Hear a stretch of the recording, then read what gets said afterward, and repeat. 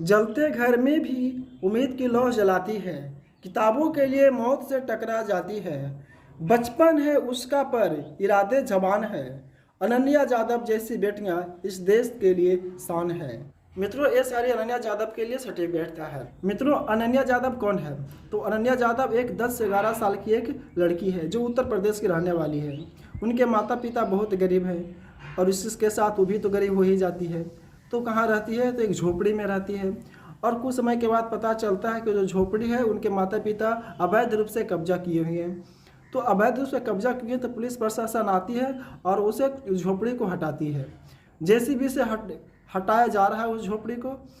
लेकिन कुछ समय के बाद क्या होता है, कुछ झोपड़ी में आग लग जाता है।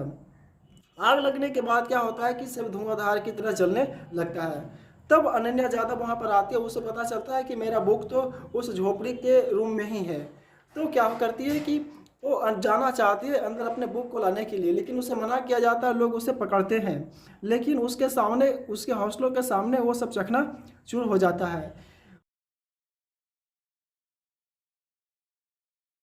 झोपड़ी के अंदर जाने के बाद कुछ भी हो सकता था। ऊपर की जो मोटी लकड़ी है उसके सर पे गिर सकता था, आग लग सकता था, कुछ भी हो सकता था मित्रों। वहाँ पर मौत भी हो सकता था। लेकिन मौत से टकरा गई और अपने बैग और जो बुक्स और कॉपियाँ हैं वो बाहर लेकर के आई।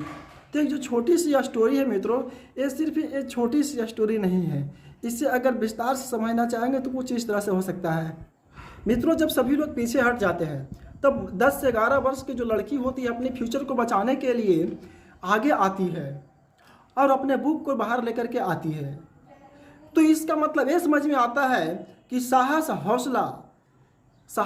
और हौसला के सामने उम्र की कोई सीमा नहीं होती है। 35 वर्ष हो या तो 10 वर्ष हो या तो 9 वर्ष 11 वर्ष की हो। एक तरफ जहां अवैध कब्जा, गरीबी और आगजनी जैसी परिस्थितियां उसके जीवन में झकझोर देती है, तो दूसरी ओर उसकी शिक्षा के प्रति लगन हमें यह दिखाती है कि सपने में भी झोपड़ी पल सकते हैं, बस उन्हें सहेजने वाला जज्बा होना चाहिए। अनन्या यादव की कहानी यह भी याद दिलाती है कि असली संघर्ष वही होता है जो अंधेरे में भी उम्मीद की लौ जलाए, अलख जलाए।